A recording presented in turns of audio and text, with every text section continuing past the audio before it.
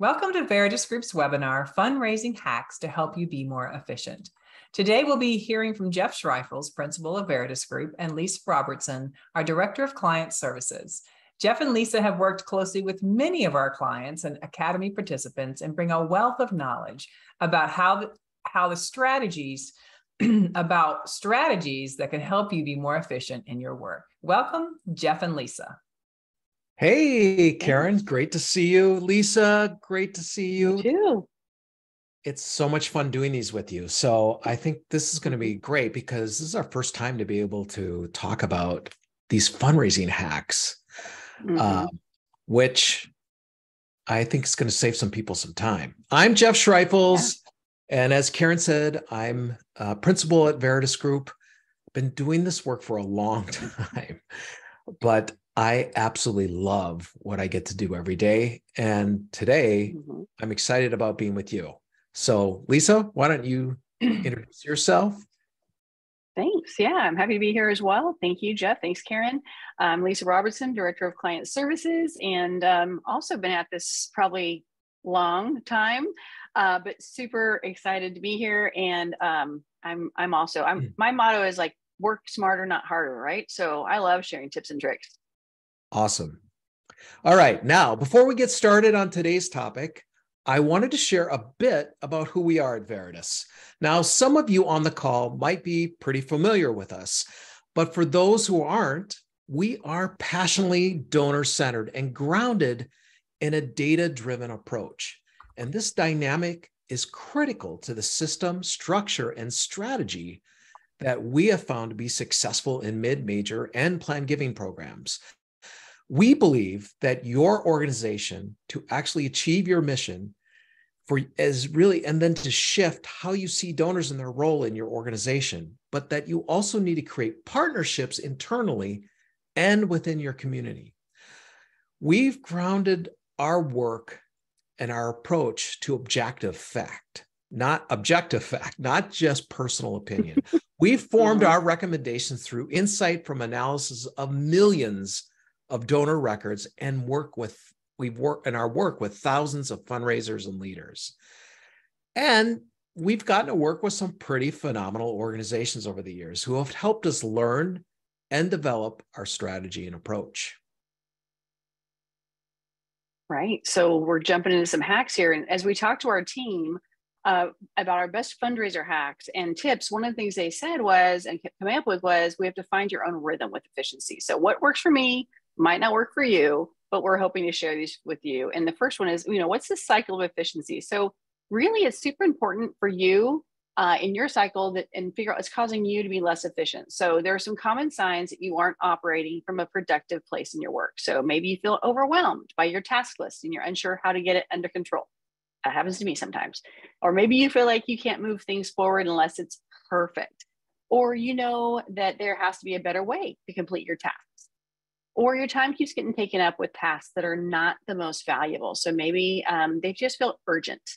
And your best work times are filled with meetings or other things. So there's things that kind of take away and cause that cycle of inefficiency.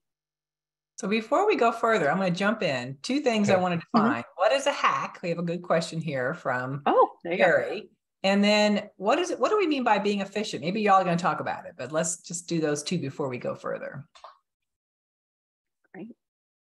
Go ahead, Lisa. Go ahead, Lisa. What's a hack? I was like, which one?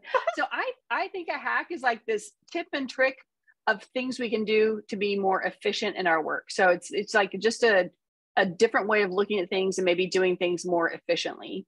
And then what was the second question? What's efficiency? What do we mean by being more efficient? What are we hoping to accomplish? What are we hoping how does that change our lives? I think by looking at, how can we do this really great and powerful work that we do in a way that makes sure that we have a healthy cycle in our own life, right? That we're working from our strengths and that we're doing the best work that we can in the best time that we can. That's what I think of as efficiency. I don't know if there'd be some other definitions. Yeah, I think using our time better, more effectively. So, something that you might do that takes you an hour, maybe there is a more effective way, an efficient way to do that so that it only takes 45 minutes So time is a big thing, I think, around Mm-hmm. inefficiency. And so hopefully some of the things that we're talking about can save you some time, help you be more effective, and then also look at what you do with your time so that it's more balanced, right? Mm-hmm. All right. So, Thanks for letting me jump in. Y'all go all back. right. Love it. So when you get into a cycle of inefficiency, it can cause things to get even more overwhelming because your tasks start piling up. And that's why it's important to get clear on what helps you be more efficient and to do what you can to create that structure in your work. You know, what we often forget to think about is that our personality has a huge impact on how we're productive. Different people get their energy filled by different situations, or there may be certain tasks that are just harder for you. Take stock of this today. When do you feel low energy? What tasks are particularly draining to you or require the most energy? Are there certain tasks that you really need to be in the right headspace to do? And what do you need to do to get there? Love that. I also think that it's important to identify our personality type. And so we can get into all sorts of personality tips, but for today, we're just going to speak to specifically being more introverted or more extroverted. And so here are some strategies for those of you who tend to be more introverted that may help you stay on top of your to-do list. Okay, so focusing on completing your calls, right? Yeah. Oh, I didn't know we were going to read these to people, but yes. So yes, this is, yeah. Sorry, Jeff. Yeah. So just looking at these things and understanding, like, you know, focusing your energy on like what saps your energy, like these calls, right? So focus on that, get it done, especially when you have higher energy. Building your recharge time. I know that's important for me. You know, we spend all day on calls and I need just a few minutes sometimes to go outside and recharge. And then know like those things that are really draining on you and take times to really not just acknowledge it, but also investigate like what was draining about that and how can I do it differently, right? So those are some of the things that I think are important if you're an introvert like me. Yep. Jeff, now, opposite Jeff. So like if you're an extrovert like I am, you need to celebrate those good calls quickly and then channel your energy forward. And then don't neglect to adjust your notes and take the moment to tweak things before your next call. So that's something that's hard for me. I have to like sit back, what just happened, write my notes down then. Otherwise, I'll just want to go, okay, what's the next thing? Because I get my energy from other people and those conversations. That's how I get energized. So I want to keep doing that. And I have to slow down and like take it in. Yeah. I think it's so important to know our personality types.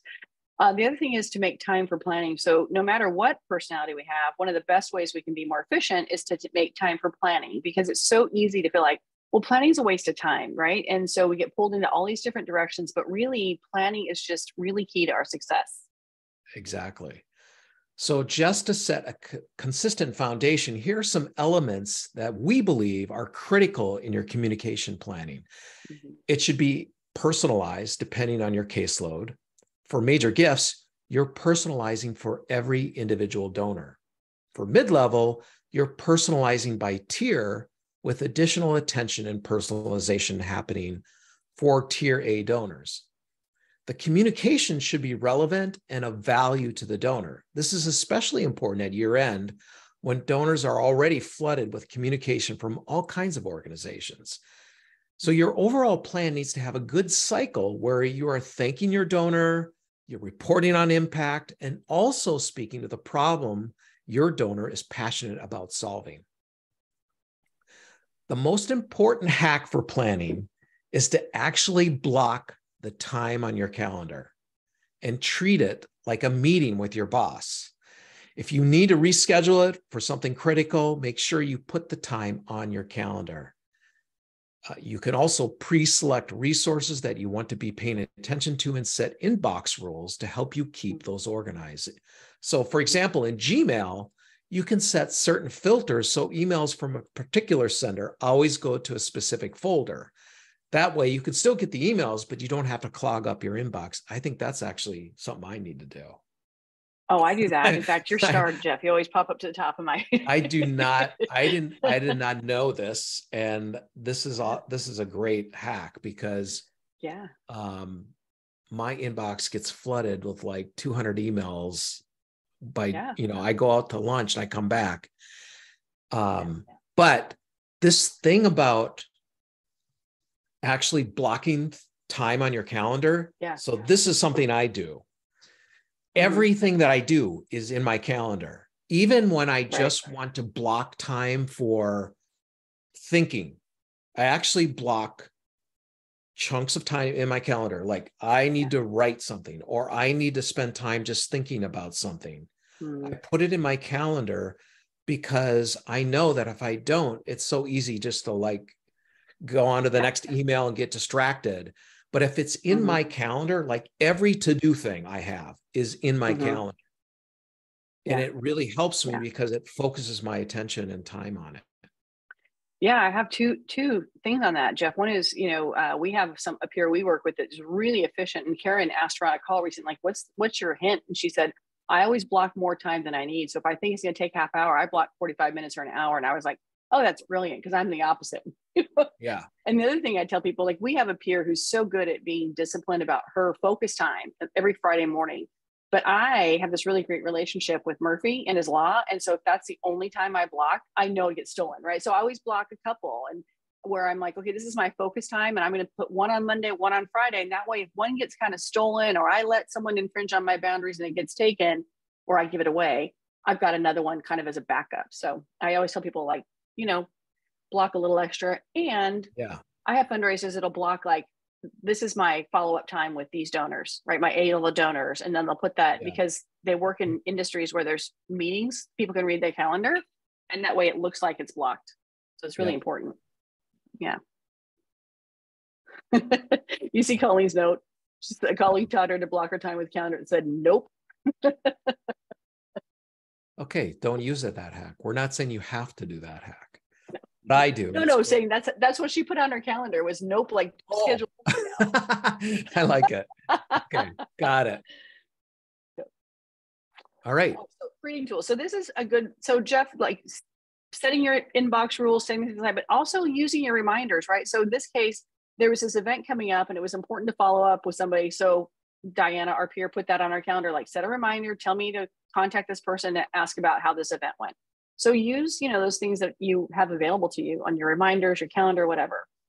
And then, make sure to look for outside resources of things you can kind of use to talk to donors and to make use of your own time, which is what's really happening inside your organization, what's on social media you can repurpose, what's on LinkedIn that you can repurpose so you can connect with people that way. And then we like something called Smart Brief, which is you can kind of subscribe to things that are of interest to you or part of your industry, and they'll send you newsletters. And then if you set those inbox rules, it goes into your own little newsletter inbox, and you can read those when you have time. So make use of some of those external resources. And there's a few more. Let's go back to those others again. So LinkedIn, social media. Yeah. Okay. Smart Brief. Got it. Okay. All right. And then I think there's more. We suggest making Google alerts, right? Like, it can be really efficient rather than having to be like, oh, I need to find out what's going on right now in the world with, world hunger. If I have my Google alert set up for my industry, which is world hunger, then it's going to pop up for my organization, my donors. I then don't have to use my brain power. News alerts are always really good. Going back to that one, that Google alert thing is really great for frontline fundraisers to put all of their people. Yes. Because if they are in the news or something, even local things, it'll pop up on your Google alert, and you can like send out a little touch point because you know something about them.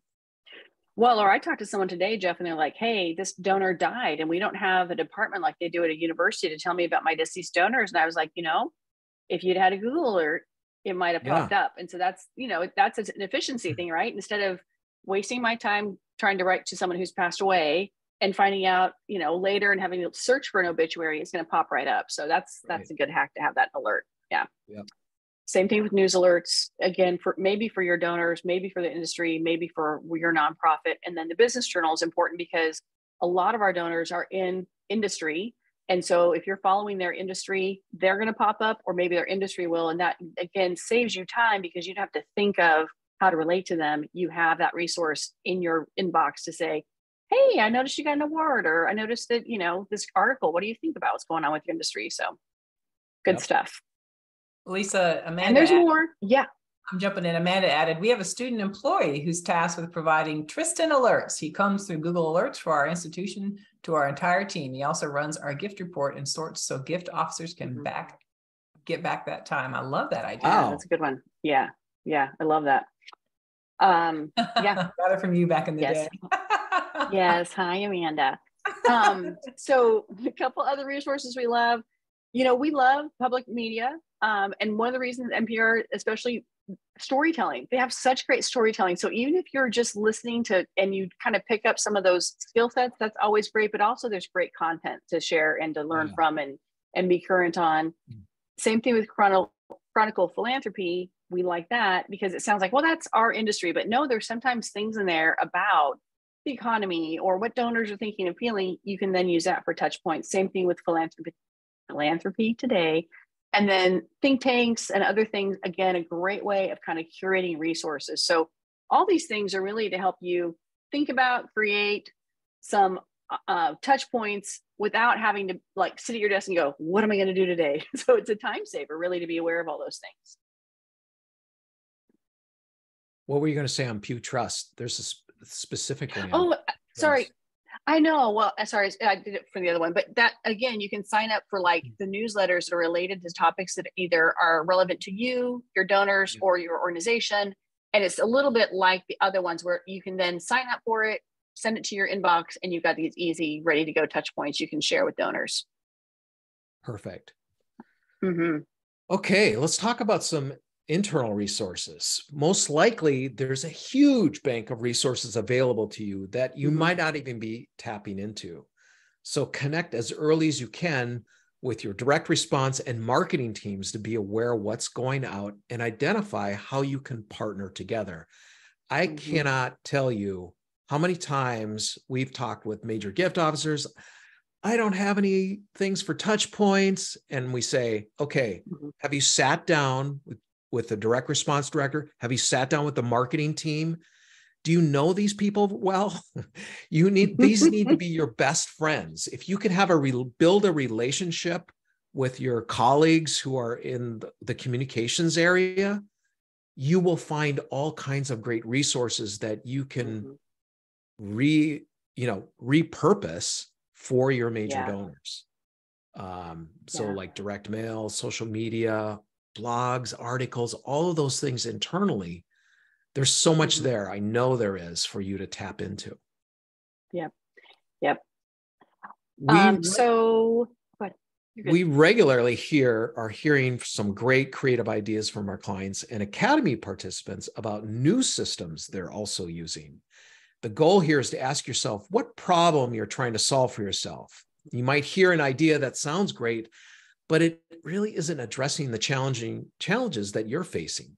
You can always refer back to one of these ideas later on, but try to focus on the solutions that are going to support you the best. So one of the things we like to talk about is how to thank donors personally, right, Jeff? And so when personalized thank you videos, they got traction during the pandemic, but we're completely on board. And so a lot of our clients are continuing to use this as a really simple and effective way to thank donors. And it's really great, right? To an alternative to a thank you or a call even, or paired with a call or an impact report. And so these are just a few of the systems we've had people use. I think there's one called BombBomb. And we were trying to think of a great way to share this with you. So in the chat box, I'm going to put just a Dropbox a link to one that was really good. It's super. Oh, it won't let me paste it easily. There we go. Here we go. So you can watch this video. It's a quick little 15-second video, and it was just in an important place. They do advocacy. So she's in front of the Capitol. It's funny because Amanda, I tried to find yours. So Amanda's on the call. She had a great one because they use BombBomb at her old agency. And she would say she'd have a thank you card. And she'd say, Jeff, thank you so much. Or Jeff, happy birthday. And it was really quick and easy. So, it's not hard to do. It's a great way of kind of doing things. And Dave is adding that Dub is similar and free. So y'all make sure. Perfect. Thank you. Love it. Thank you. We'll add that to our resources. Oh, sorry, I pasted in the wrong place and now I, have no idea. So OneNote, there we go. So I got to see your slideshow. Thanks, Jeff. So one of our fundraisers told us she uses OneNote. So I use OneNote when Jeff and I are talking about some of our partners. I have a page for every person. I couldn't obviously share what that would look like for a donor, but here's what it might look like. I'll put it again in the chat box. And, if you had they call them folders or a binder for each person, and you had your quick notes in there, you can then search. You can put links to things in the database. So it's really just an added sort of easy way to find things about your donor and things like that if you need it. So sometimes people use OneNote, a lot of times, or maybe they use OneNote for the programs that they have and different things. So make use of what you already have on your computer system. What is it really doing? Describe it a little bit more, Lisa, because this is really helpful. And if you've never done it, you may not really understand the context fully. Yeah. I'm seeing a lot of notice the jam over here in the comments though. Oh, see, good. I still need to learn how to use it even better. But essentially Microsoft used to have this thing called Microsoft Binder. And you could put like a Word document and a PowerPoint, and you can put them all together in a binder. And they moved that to something called OneNote. And essentially you make like a little note that says, like, I'd make Karen Kendrick note, and I could drop anything in there and have little pages. And I say, this is about Karen's family. This is about Karen's occupation. This is about Karen's interest. I could have pages. You can then drop things in there like a meeting agenda, a calendar notice. You can link it to an article. You can drop an article in. It's really amazing. So it takes a little bit of getting used to, but it's kind of cool because it's like, instead of having like a Word document for Karen here and a Word document for Jeff, I have a binder that says donors, and I've got Jeff and Karen in there. And then under Jeff and Karen, I can have other little sub binders. So Michelle wants to know, can you upload OneNote notes to your CRM? Yeah, I don't know. I think you can probably copy and paste, you know what I mean? So, yeah. Well, that would be nice if you could. Yes. I know. Nobody knows. Those of you all who are saying it was the bomb, go ahead and tell us more about it. Yeah, tell us how it works. Yeah. The other thing is, I'll say, and this is kind of one of our favorite time savers, is mail merging, because it really speeds things up, like especially in the qualifications process, if you're in that right now, or if you're getting ready to mass send emails or other things. And so we do have we have a video to walk you through that we can share. Just email us at hello@Veritus Group and we can share that with you. But essentially what I'm thinking of is, like, if I'm talking to the donor right now and I find out information about them, of course I'm putting that into my database. But if I know that in January I'm going to send them a personalized email with kind of what we did in 2022, I can put it already like an Excel document. I can have the donor's name and say what my next personalization is going to be. And what that means is, when it comes time to do those personalized notes in January, it's going to automatically marry them, instead of me having to go, oh, I talked to Jeff. What did he say again? What's his dog's name?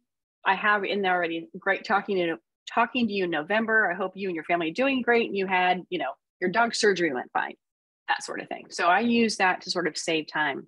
Mm-hmm. Mm-hmm. And then Excel tips, there's a couple different things.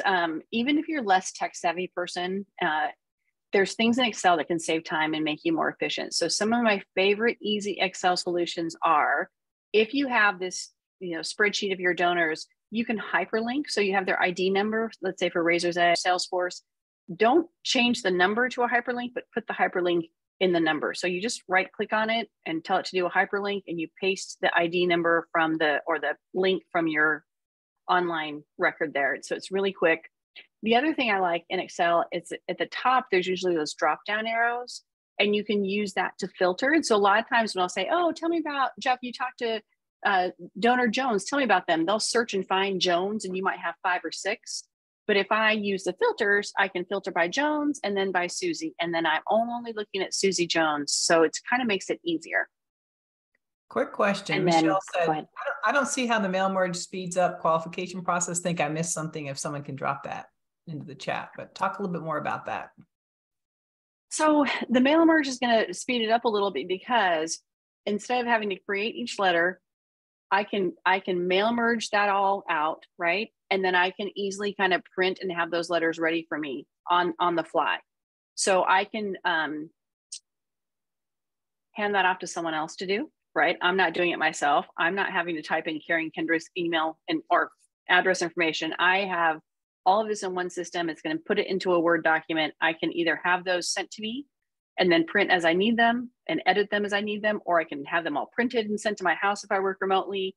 So it's just one way of kind of saving some time of having to do stuff like one letter at a time, small batches at a time, those kind of things. Thank you. Mm-hmm.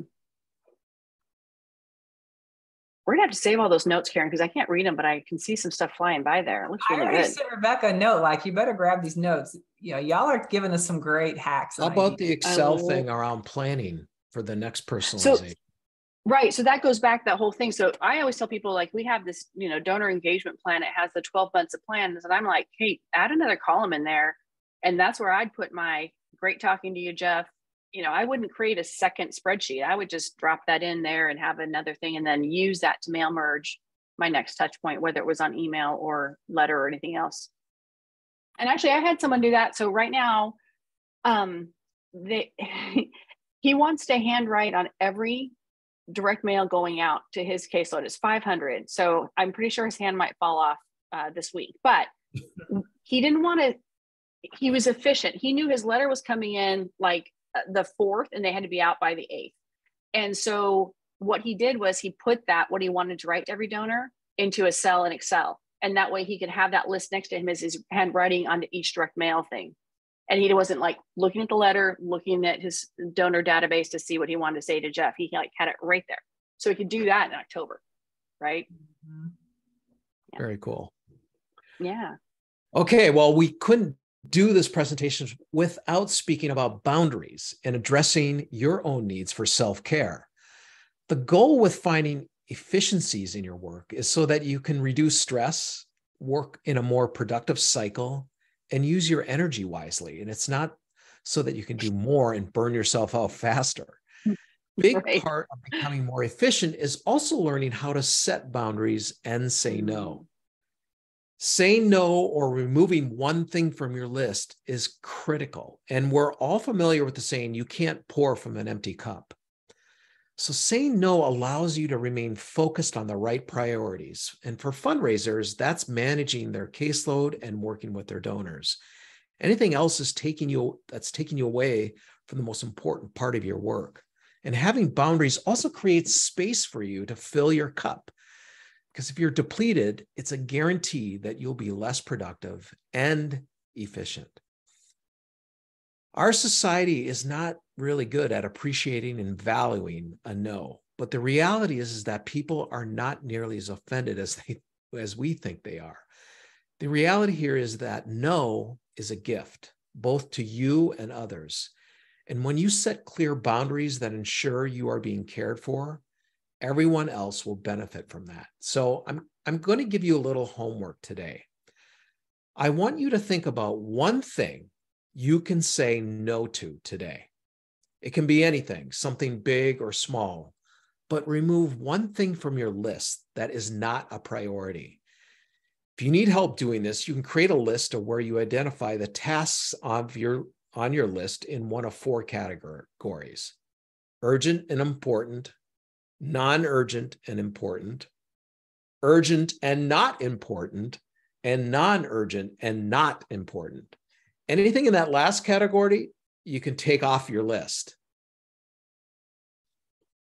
I love that. Thanks, Jeff. So just to summarize what we've talked about today, here are 3 things that we want you to keep in mind as you consider these hacks and kind of tips. And that is, remember that your efficiency is tied to your energy. Not all of these are for everybody. And don't try to do everything right now. Like Jeff said, save it for later and think about how you might use some of these in January and which ones you might apply. Absolutely. Mm-hmm. Karen, do we have any other questions or thoughts around this? I've got one question here from Rebecca. What is the best CRM these days, Lisa?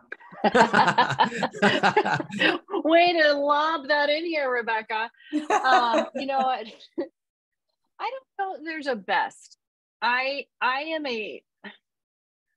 there's a few that I love, right? So I'm kind of a Salesforce evangelist. I love Salesforce. However, I think it's really hard to build, and it's really easy to really muck that up and make it cumbersome. So then I have fundraisers go like, "Are you crazy? That thing is awful. It's so hard to get through." So I do like Salesforce. We really have seen a lot of people moving to Blackbaud products. The BBCRM product is their most powerful, but I do really like Virtuous is a newer product that was designed by fundraisers. I really like their product. It integrates a lot of AI that we really like.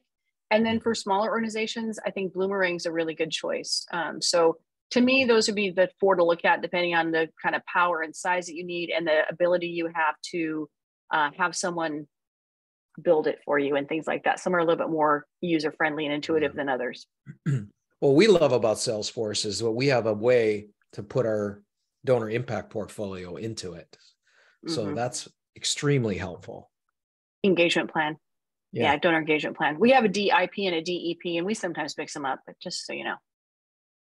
And a few people use Virtuous. I'm happy to connect you if you need someone. And I'm happy to connect you right to them. So, what? Look at that. OneNote has a thing to dictate via voice. Maybe that's why people use it. Yeah. Oh, wow. Yeah. Dave sent me a voice memo recently. Dave's got a great question. Just interrupted you. Sorry. Yeah. Time, energy allocation to each donor tier. Talk a little about that. That's good. Yeah, it's a really good one. You start, and then Lisa jump in. Yeah. So we will say that for your tier A level donors, and let's say you have 150 donors in your portfolio, tier A, you'll probably have 20, 25 donors there. That should be 50% of your time just on those donors. And the reason for that is that your tier A typically is about half the value of the entire portfolio. So obviously that's where you're going to focus most of your time. And then you have your B's and C's, less personalization, less time. But what it allows you to do is focus correctly, because every portfolio has an economic reality attached to it. And we know that your A levels are bringing in the most revenue. That's where you spend most of your time, because they have the highest ROI out of that entire portfolio. Yeah. What's interesting about that question is we were just talking yesterday with, or Tuesday with some clients, and we've noticed in like mid-level, it's the tier C donors that actually connect with us more sometimes, I think, because they're not used to it. And so it's just a matter of like, again, setting some of those boundaries and being aware of the ROI, because, you know, our favorite story is about a fundraiser who went to crepes every Tuesday with a $500 donor. Like, I like crepes as much as the next person, but that's just not maybe the best use of time. Crepes. I don't know why crepes. It just stuck with me. So now I want crepes. I know. Now everyone's going to run out, and I can make them from scratch if anyone wants some. Oh, but, yeah. Cool. Yeah, I love them. Yeah. All right. Kelly says we need a great Salesforce administrator to use it. We have one. They do. Kelly and I have talked. They have a great system set up there. And Kelly, we've actually propelled that system forward even more. So yeah, you do need a good administrator, which is why I love Salesforce, but you've got to connect with someone who really knows what they're doing. Anne says, does anyone have a great contractor admin for Salesforce? So if anybody has that, pop it in there. Let's see, here's a hack for emails in Outlook. Y'all look at that one for a minute. I think y'all better cut and paste all those good directions. Emily is sent there. That looks really helpful. Yeah. So well, I think love it. I want clear instructions. A lot of Don't emails. just be vague instructions. I need clear instructions. Yeah. A lot of emails have that, right? Like Google has the like a template you can use. I use Apple Mail, and it doesn't have that, but I'll create, things I want to use over and over, save it as a draft, and then I can send it to as many people as I want to with the different subjects. So there's lots of things you can do to make your emails more efficient. Yeah, Katie keeps templates in OneNote as well. So Oh, cool. Maybe we need to have a class on OneNote from Katie. Have a what? A class from Katie. We'll have a class on OneNote from Katie. Yeah, I know. Katie even includes the photos or links or whatever I want to include in the one page. Oh, so or it's Jessie. I forgot. Jessie signed in as Katie because her system wasn't working. So Jessie is the guru today. Okay. Yeah. That's All so right. Anything else you all want to ask? We've got a couple minutes while you've got Lisa and Jeff here. Anything else? So I think, where should people start? If they've been listening to all these different options, like, and you had some great questions you gave them and assignments you gave them, but where should they start with figuring out which hack might be the most useful or helpful? I know it can just get overwhelming, then nothing happens, right? So Lisa, what would be one little step they could do that would be really beneficial? I think blocking time on calendars. I think that's the hardest thing, right? It's, especially nowadays, people are like, can I have some of your time? Can I? And we have those calendar things. So I get these notices like so-and-so set up time in your calendar. I'm like, no, that was my project time. And so it's like, if I don't block it, it's going to get taken. Right. So I think that's one of them that you can institute pretty quickly and pretty easily, is trying to control the calendars that get so out of control these days. I agree. I started doing this a few months ago, of having everything that I do in my calendar. There are no like open spaces that if I'm doing something, it's in there. And it's made a huge difference in how I go about my day. Like today, every minute of my day I was just going through all my tasks. Okay, got it off. And I'm the kind of person that loves to like check off things. So I've got Asana, I've got, I got my calendar. I do the work that's in my calendar, check it off in Asana. It's done. That little horse goes up and says, I finished, the little thing with the rainbows. Do you have that? No, you have a horse and rainbows? Yeah. Whenever I complete a task, I click it and a unicorn goes off with sometimes it's a narwhal. Yeah. Yeah. Karen, we got to work on your system if you're not getting the horse and stars. I need some help. I know these are weird, and I feel like weird things, but they actually do make a difference in, like, you feel like you've accomplished something. Yeah. Which sounds like double work, doesn't it, sometimes? But I don't think it is. Like I might have my action in like my CRM that says, hey, I want to call Jeff. But if I actually block off time, like Tuesday at 10 is when I'm going to try to call my donors. That's how we're talking about blocking time. So, because sometimes the actions loaded in come in like 30 at a time, 40 at a time, 150 at a time. And you're like, but if you have it blocked, like, nope, this is my donor time, or this is my planning time. It really helps balance that relationship between the database and your calendar. Yep. Awesome. I've got another question here. And then Colleen said, I've also booked out a lunch hour every day to make sure I eat.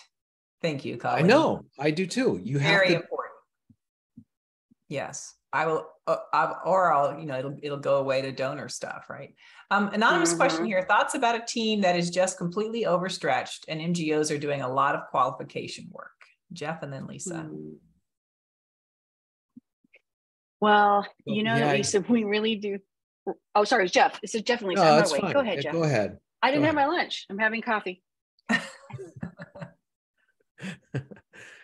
I think when you're in the qualification period, it is really stressful. You have to look at, one of the things I would look at is how many are you qualifying every week? And maybe you need to scale that back a little bit, or take a week off to catch up, things like that help you breathe a little bit. Because sometimes we're like, okay, let's do 20 a week. And then something happens and you're like all of a sudden way behind, and you feel like I got to keep that up. And it starts to get overwhelming. And so you have to look at, is this actually doable? So that's one of the things I would look at. Yeah. And the question, I didn't see the question. So it's a small shop, you said? Is that what part of the question was, Karen? Not small shop, but just everybody's overstretched. Oh, and they're doing a lot of qualifying. Any recommendations? Yeah, I think we always recommend admin support, right? And that's why, because if that person can be doing the mail merging, hand addressing, but even if you don't have admin support, if you can find volunteers, right? So if I'm a lefty and I have a slant to my writing, or, I have a volunteer who likes hearts on their eyes and I don't, maybe it's not going to work. But in general, handwriting is going to get attention. It doesn't have to match your signatures and things exactly. So a volunteer and admin to help handwrite envelopes, I think, is helpful. Finding someone who can help do mail merges for you or print for you, even if it means sending it off to Kinko's to get printed, or, another shop like that. I think, those are some hacks you can use to sort of save some time on the qualification. And like Jeff said, pace it out in the right thing for the right time of year. All right. A question here from Melissa. What type of calendar do you all use? Lisa? Well, I use Apple Calendar. So I've heard great things about the integrations in Microsoft products, right? The email, OneNote, calendar integrations, and Outlook, and those products. They don't generally get along well with Macintosh. Let's see how old I am. Apple products, Mac computers, and so. But I do use Apple Calendar, and it coincides with our work calendars on Google, so I like it. Mm-hmm. Anne says, for the outstretched shop, you can seriously review portfolios in early January and make sure you're staffing the right folks. Great tip there. I think it's a question. Can you seriously every February? Yes. Yeah, I think you can. And I think we're not, militant about the January. Sometimes it's the end of January, we give people some space, and sometimes books have to close and that sort of thing. But yeah, we really do review portfolios twice a year. All righty. Mm-hmm. Well, I'll just all right. Now, do we have any cooking hacks? Like Thanksgiving is coming up. What do we have? Turkey hacks out Cooking there? hack is to go to your friend's house for Thanksgiving. I do every year. I've started ordering at a local. It's called Eatsies here in Dallas Fort Worth, but it's like this little deli, but they make the best meals, and it's cheap. It's like the same cost as groceries. And I'm like, all right, if I don't have to cook when I'm traveling to Oklahoma to see our other kids, then we order. Totally. Yeah, I've gotten Whole Foods Thanksgiving meal. That was really good, actually. Mm-hmm. All right. More hacks. Yeah. I love it. Getting lots of good ideas. Mm-hmm. I love it. Well, if you grew up with that taste, it feels like home, right? It's the right thing. We're going to a restaurant. You know what you add? Yeah. Are you really? You're making someone work. Already booked. Just joking. That's awesome. Well, I grew up in Israel, and my parents they were just visiting, and they reminded me they used to not be able to buy a whole turkey, so they would sew one together with the pieces and parts for Thanksgiving. You've got to get like a Holly Hobby turkey. You've got to get a picture of that. I have to see. Must be a picture of this. Well, they also would grease it down and wrap it in brown paper. So I don't know if there's any pictures. I'll find out. That is awesome. Well, this has been delightful to be with you all. Anything else, Lisa, you were getting ready to say? No, there's another question. And reviewing portfolios, I do have a hack there as well. I think that so often in life, we think of things as an either or, right? Like now's when I'm in year end and later I'll review my portfolio, but I do it now, right? If Jeff tells you to go pound sand and he's not going to be on your portfolio in January, I'd mark him as an R tier right now. Like, okay, when it comes time in January, I'm going to remove Jeff. Or, you're soliciting Karen. She's lapsed a little bit, but you're going to solicit her one more time. But if she doesn't give, you're going to remove her. I'd mark her as a tier R, so that then it comes in, like if Karen gives her gift, like easy, put her back on to her normal tier. You're going to keep soliciting her and stewarding her on your caseload. But I do some of that prep work while I'm preparing my letters. Like I do both and all the time, because that way, when it comes to January, I'm not overwhelmed with trying to figure out who's staying and going from my portfolio. Awesome. Cool. Yeah. Yep. Anne saying, I bet there's a white paper on portfolios in the Veritus site somewhere. Oh, yes. Yes. Yep. Tier R, and check it out. I think on the DEP, it says A, B, C, or R, and that's what the R stands for. Is like there's a hack right there. Any question you have around major gifts, we've got a white paper on it. So go to our website. Seriously, and download it for free. Yeah, go to our website under resources. Or There's we've got a blogs. blog or a podcast or a video somewhere. Mhm. It's all in there. We have so many resources. So use that as, I wonder what I should do. Go to veritusgroup.com and download all the information that we have for you for free and enjoy. A lot of questions get answered there. Yep. We do that ourselves. I know. I do it. I'm like, what did we say about that? Well, thank you all so much, Jeff. Thank you, Jeff. Thank you, Lisa, for your dynamic presentation and all the great ideas. And I hope you all were inspired and have some new ideas for ways to work more efficiently so that you can have more space for lunch and a walk and a meditation and a breath and all the things that you also need. So thank you all for being with us today. As a reminder, you'll receive a recording of this webinar and the slides later today. We'll also be sending you some emails about additional resources and tools that can help you gain efficiency and balance in your work. Thank you all, and take care.